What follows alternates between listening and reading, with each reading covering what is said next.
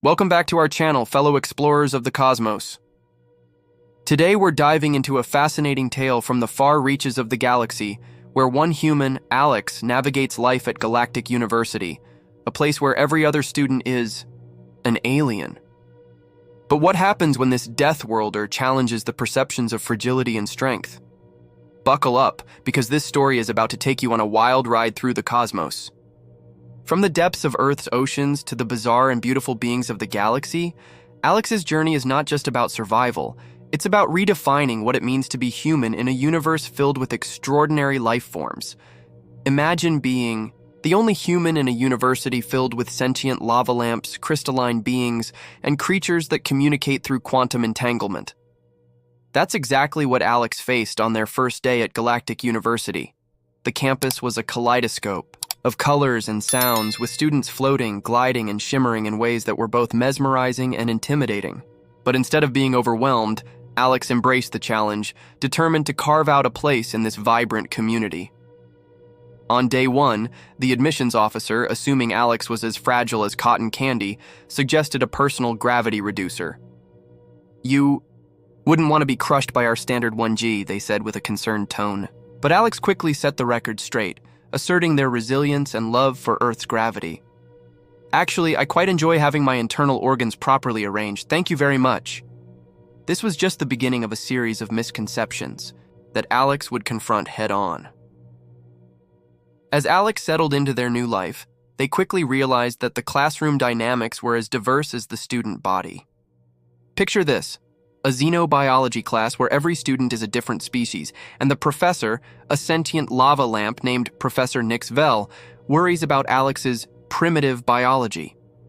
Every time Alex walked into the classroom, Nix Vell's gelatinous form rippled with what could only be described as anxious concern, as if they were expecting Alex to spontaneously combust from the effort of existing. "Ah, Student Rhodes," Nix Vell burbled during one class, their voice emanating from somewhere within their translucent mass. "Do be careful with the new holo displays. They're calibrated for standard Class 3 planetary environments." Alex resisted, the urge to roll their eyes. "Professor, we've been over this. I'm not going to break from touching school equipment." A concerned ripple passed through Nix Vell's form, and Alex could almost hear the professor's thoughts. "But your species' unique calcium-based support structure—" "You mean bones," Alex interjected, "is rather primitive and susceptible to trauma." The classroom was filled with a variety of beings, each presenting their homeworld's most formidable predators. VX, a walking silicon crystal with an ego the size of a small moon, went first. Their presentation featured a creature called the Silic Render, a massive entity capable of consuming entire geological formations in seconds. "Fascinating," Professor Nix Vell rippled appreciatively. "And how many sentient beings has it consumed?" VX hesitated, their edges dulling slightly. "None. They're strictly geological consumers." The class chuckled, but Alex couldn't help but think that this was just the tip of the iceberg. Next up was Zephyr, a crystalline being who nervously presented an atmospheric predator that literally ate lightning. Cool concept, Alex thought, but absolutely useless against anything that wasn't flying through an electrical storm. The presentation included a dramatic recreation of one hunting, which mostly looked like a very angry cloud having an argument with the sky. Alex couldn't help but stifle a laugh. Then came Mio, a fuzzy empath who looked like someone had given sentience to a dryer's lint trap.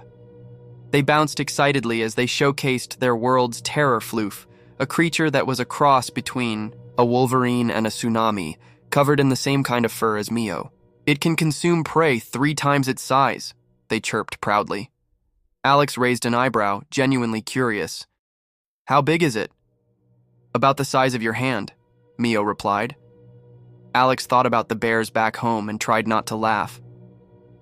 Throughout these presentations, Professor Nix Vell kept shooting concerned glances Alex's way, their gelatinous form wobbling with worry every time someone mentioned hunting techniques or digestive processes. "Perhaps," they suggested during a particularly detailed description of acid-based prey digestion, "Student Rhodes would prefer to step out?" "I'm fine, Professor," Alex replied. We have acid-producing organisms on Earth, too. We call them teenagers. That got a room full of blank stares and one appreciative giggle from Mio, who had recently discovered Earth humor. As the presentations continued, one student showcased a plant that could think, while another had a quantum predator that existed in multiple dimensions at once, but conveniently couldn't be properly captured on video. VX kept interjecting with helpful comments about how these creatures would be too much for Alex's primitive nervous system to comprehend. Finally, after 3 days of this, Professor Nixvell turned their attention to Alex. Student Ress, while we would normally expect a presentation on your world's apex predator, given Earth's protected status in the galactic community, perhaps you could instead tell us about one of your world's less threatening species. The entire class rippled, chimed, or buzzed with what they probably thought was supportive encouragement. Even Mayo's fur flattened in concern. Yes, tell us about the cats. I've seen pictures, they look so soft and harmless. Alex smiled. Not the usual dealing with alien misconceptions smile, but the kind of smile that made our ancient ancestors the apex predators of Earth. Actually, Professor, Alex said, pulling out their datapad, I'd like to tell the class about an Earth species called Carcharodon carcharias, but you might know it better by its common name, the great white shark. The room went silent. Well, except for VX, who made a sound like a chalkboard having a stroke. I must insist, Professor Nixvell began, their form rippling with alarm, that you consider the sensitivities of... Did you know, Alex continued cheerfully, that they're actually not even our most dangerous predator? They're just my personal favorite. Now let me tell you about their teeth. They have several rows of them, and when one falls out, another just rotates forward to replace it, like a conveyor belt of evolutionary perfection. Mio's fur stood straight up, Zephyr's crystalline form began to chime in distress, and VX was starting to look a lot less smug and a lot more like they were considering a career change to something less traumatic, like asteroid mining. This was going to be fun. The university library at night is something else. Imagine a cathedral built by architects who'd only had space described to them in interpretive dance. The entire place is alive with holographic indexes floating between shelves that rearrange themselves based on your research patterns. Usually, it's pretty quiet, just the occasional hum of a quantum database compiling or the soft chimes of crystalline students in study mode. Tonight, though, it was just Alex, surrounded by floating displays showing Earth's oceans in all their terrifying glory, and Mio because, of course, Mio had followed Alex here. I don't understand, they chirped, their fur rippling with confusion, as they watched a slow-motion video of a great white breaching. How does it move through the dihydrogen monoxide solution so efficiently without propulsion technology? It's called swimming, Alex explained, pulling up another hologram. But it's water, Mio. You can just call it water. But it's a liquid at room temperature, a naturally occurring liquid that covers most of your planet, and you say things, live in it, about 80% of Earth species? Mayo's fur went completely flat. Your species evolved on a death world covered in liquid death populated by creatures that have evolved to thrive in liquid death, and somehow we're the ones treating you like you're fragile? Finally, someone gets it. Alex grinned, queuing up their favorite part of the presentation. Want to see something really cool?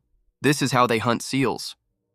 The hologram showed a great white approaching from below, accelerating upward with the kind of predatory grace that makes other apex predators reconsider their career choices. Mio made a sound like a squeaky toy having an existential crisis. That's beautiful, they whispered, their fur now cycling through what Alex recognized as their species' equivalent of awe and terror.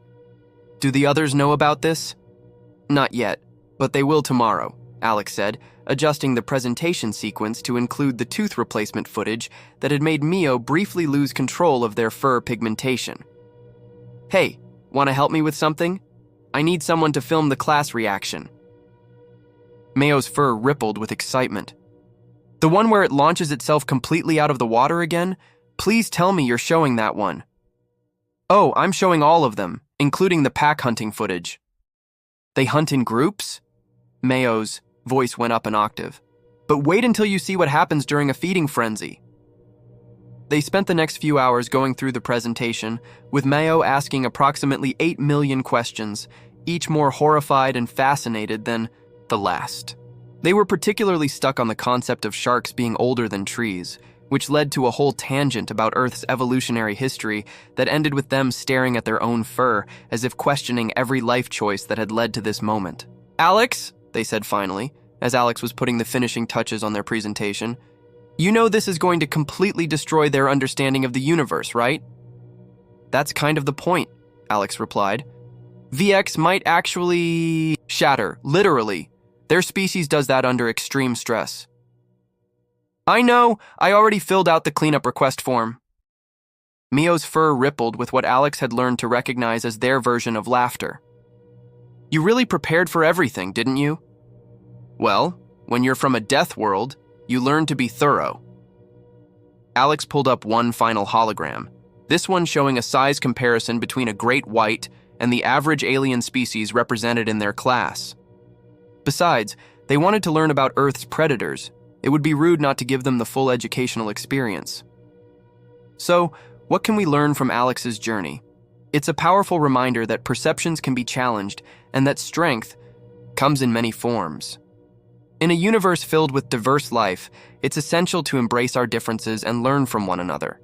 Join us next time as we explore more incredible stories from the cosmos. Don't forget to like, subscribe, and hit that notification bell so you never miss an adventure. Until then, keep exploring, and remember, knowledge is power, and sometimes it's also a little terrifying.